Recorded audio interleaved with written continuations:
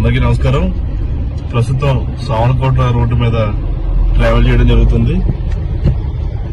ఇన్ని సంవత్సరాల్లో ఈ రోడ్డుని బాగు చేయడానికి నిజంగా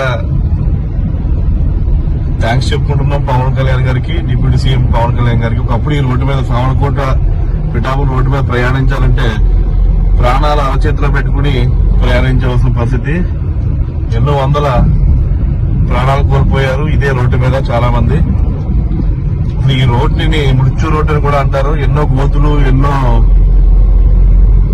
చాలా వరస్ట్ గా ఉన్న రోడ్డు సావనకోట పిఠాపురం రోడ్డు. ఈ రోజు ఎంత అర్థంలో తయారు చేసి ప్రజల్ని మీ పాలన ఏంటో ఇక్కడ తెలుస్తుంది.